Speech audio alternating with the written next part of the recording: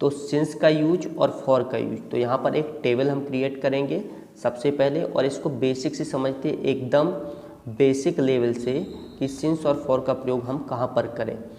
तो सबसे पहले तो आप ये समझ लीजिए कि सिंस का प्रयोग पॉइंट ऑफ द टाइम के साथ होता है। Point of the time, point of the time का मतलब होता है निश्चित समय, एकदम निश्चित समय जो हो वहाँ पर हम सिंस का यूज करते हैं।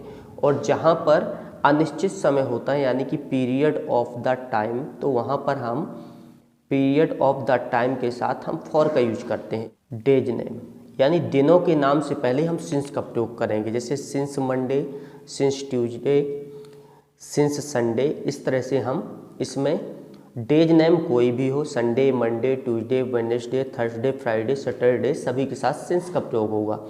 अब इन्हीं डेज को अगर मैं यहाँ पर काउंट कर दूँ, जैसे 7 डेज कर दूँ इसको, तो अगर मैं इसको काउंट कर रहा हूँ 7 डेज, 365 डेज, 270 डेज, कितना भी अगर उसे काउंट कर रहे हैं तो वहाँ पर हम फॉर का यूज करेंगे, जैसे फॉर 7 डेज।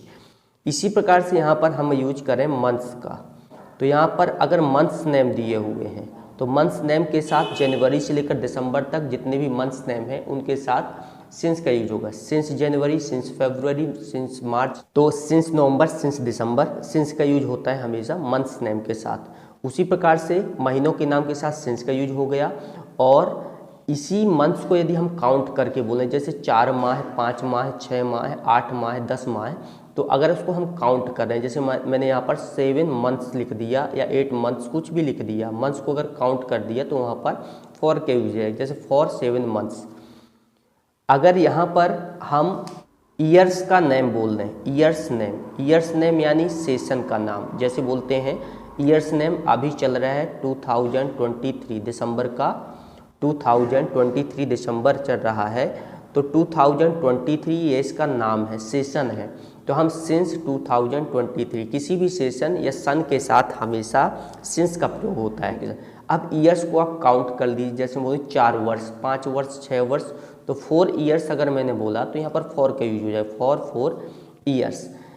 तो ये होते हैं पॉइंट ऑफ द टाइम, मतलब यहाँ पर एग्जैक्ट हम टाइम बता रहे हैं, डे बता रहे हैं, मंथ बता रहे हैं, ईयर बता रहे हैं, बट यहाँ पर एक पीरियड बता रहे हैं कि 7 वर्षों में, 7 दिनों में, या 7 माह में, या 4 वर्ष में, इस तरह से हम इसका प्रयोग कर रहे हैं, तो यहाँ पर फॉर का यूज हो जाएगा।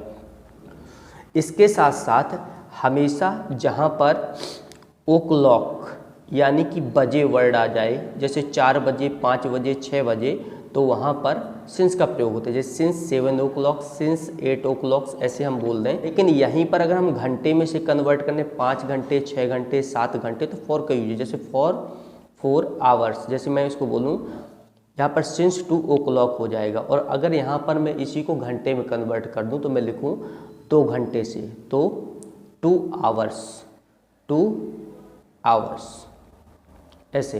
तो फॉर 2 आवर्स, तो हमेशा इसके साथ फॉर का यूज हो जाएगा घंटे के साथ। साथ में हमें यहाँ पर ये ध्यान देना है, जैसे यहाँ पर कोई पॉइंट ऑफ द टाइम जैसे दिया हुआ है, सुबह, शाम, दोपहर, रात, मॉर्निंग, इवनिंग, ऐसे दिया हुआ है, तो इसके साथ हमेशा मॉर्निंग, इवनिंग सिंस का प्रयोग होता है।